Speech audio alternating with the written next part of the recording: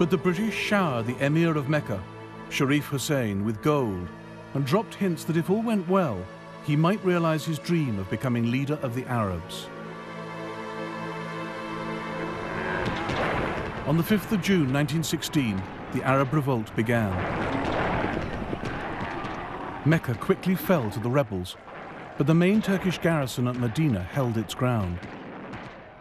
The Turkish commander, Fahri Pasha, refused to surrender. Until my soldiers are buried under the rubble of Medina, in a crimson shroud of blood and fire, the red flag of the Ottomans shall never be removed from the castle turrets of Medina. The uprising commanded no popular support. But the British did have a man on the spot. T.E. Lawrence, a charismatic 28-year-old officer attached to Sharif Hussein's forces in the Hijaz. Lawrence spoke Arabic. He saw where the Arabs' strengths lay. I think one company of Turks properly entrenched in open country would defeat the Sharif's armies. Their real sphere is guerrilla warfare.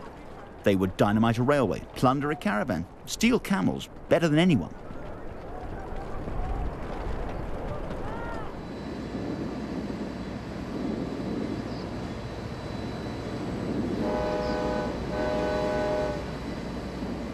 The Turks were most vulnerable along their stretched lines of communication.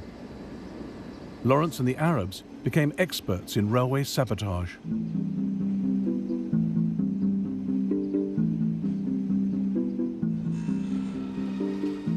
The last stunt was the hold-up of a train. The whole job took 10 minutes and they lost 70 killed. My loot was a superfine red Baluch prayer rug. I hope this sounds the fun it is. It's the most amateurish Buffalo Billy sort of performance.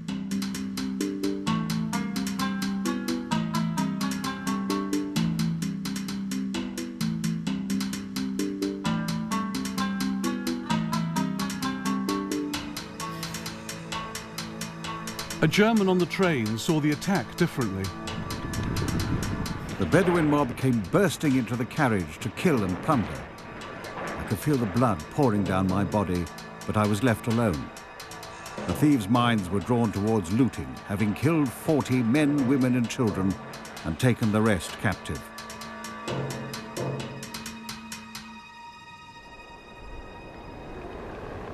T.E. Lawrence adopted the cause of Arab nationalism.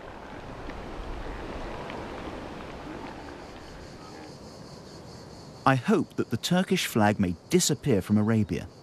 It is so good to have helped in making a new nation, and I hate the Turks so much that to see their own people turning on them is very gratifying.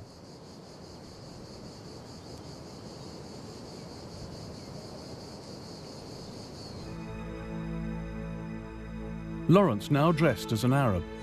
He asked his mother for help with his costume. If that silk headcloth with the silver ducks on it, last used, I believe, as a tablecloth, still exists, will you send it out to me? Such things are hard to get here now. Capturing Turkish-held Jerusalem was a key British objective in 1917. Seizing the port of Aqaba would strengthen the Arabs' case for a role in the campaign. Lawrence realized that all Aqaba's guns pointed out to sea.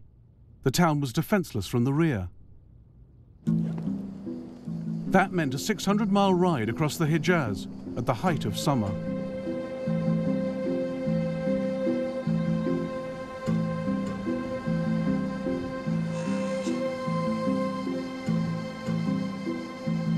Mudflats are purgatory.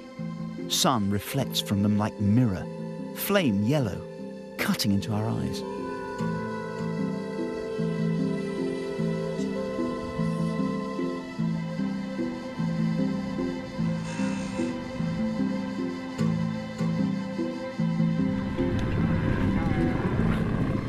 Seven weeks later, the Arab force reappeared outside Aqaba, catching the Turks totally off guard.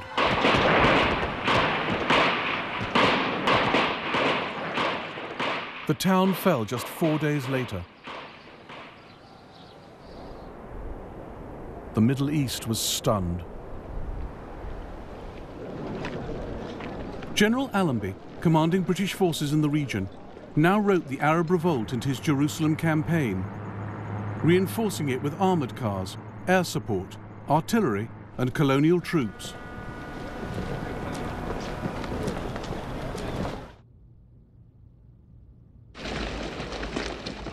On the 11th of December 1917, Allenby entered Jerusalem on foot with his officers, including Lawrence.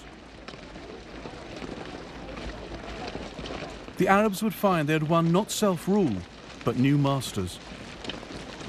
Lawrence had known all along that the Arabs of the Hijaz were merely the tools of British subversion, as he admitted long after. The Arabs saw in me a free agent of the British government and demanded from me an endorsement of its written promises. So I had to join the conspiracy and assured the men of their reward. I was continually and bitterly ashamed. Had I been an honest advisor of the Arabs, I would have advised them to go home and not risk their lives fighting for such stuff.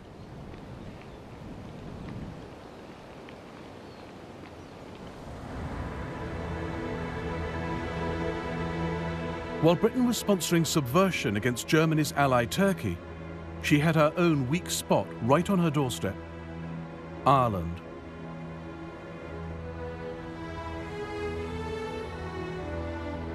Britain had promised Ireland home rule, but the First World War shelved all that. 200,000 Irishmen, Catholics and Protestants, would fight for Britain. About 30,000 of them would die.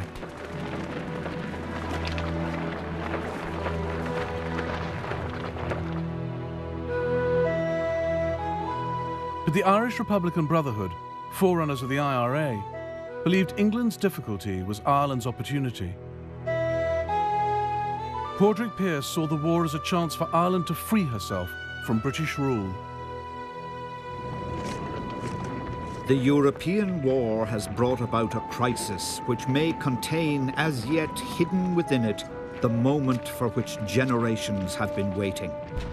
It remains to be seen whether, if that moment reveals itself, we shall have the sight to see and the courage to do. Germany, for many Republicans, had always been a good place to plot revolution. Erskine Childers was famous in Britain, the country he now sought to undermine. His best-selling novel, The Riddle of the Sands, had warned Britain of the dangers she faced from the German Navy. By July 1914, his sympathies had switched. He put to sea in his yacht, the Asgard, to run guns. He photographed the operation,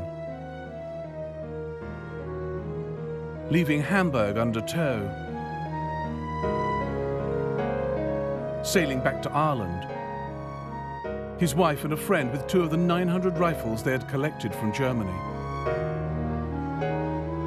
And the scene after Childers docked outside Dublin.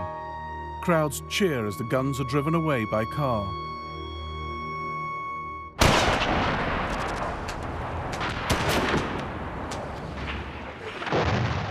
Two years later, the German guns were put to use when 1,600 Irish revolutionaries rose up in Dublin.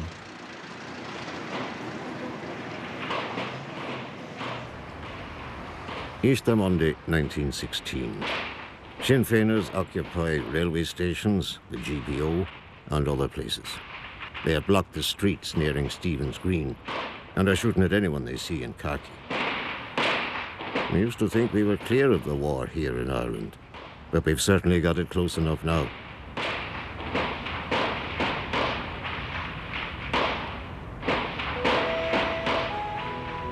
The moment for which Padraig Pearse had been waiting had come. He read out the historic proclamation of the Irish Republic, a document which acknowledges the support of gallant allies in Europe. Who were these gallant allies, and what had they done?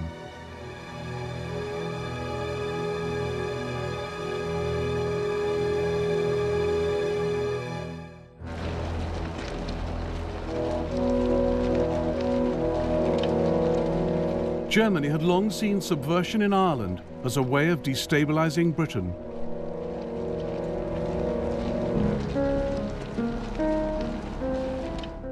In August 1914, Sir Roger Casement, an Irish Republican and one-time darling of the British establishment, gave the Germans the opportunity they were looking for.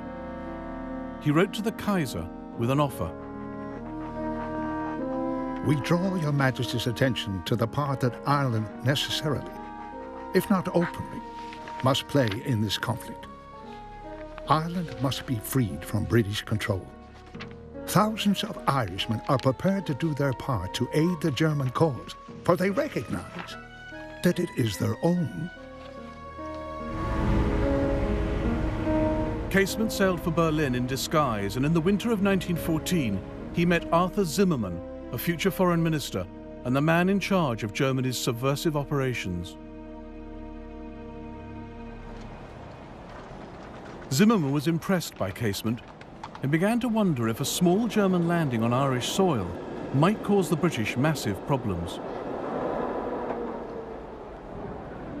His diplomats in America raised funds from the Irish community in New York.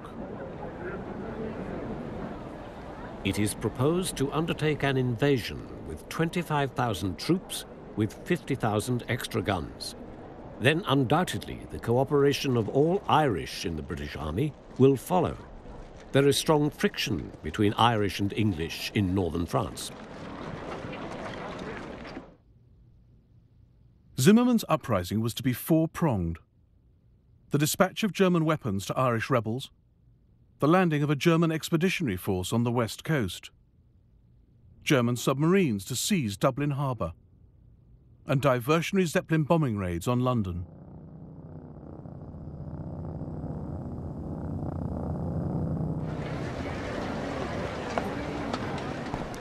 Germany's high command got cold feet and refused to commit an invasion force. But in April 1916, the Zeppelin raids did take place. A submarine was sent to the west coast, and an arms boat carrying 20,000 rifles, 10 machine guns and 1 million rounds of ammunition was dispatched for Ireland under the command of Captain Carl Spindler.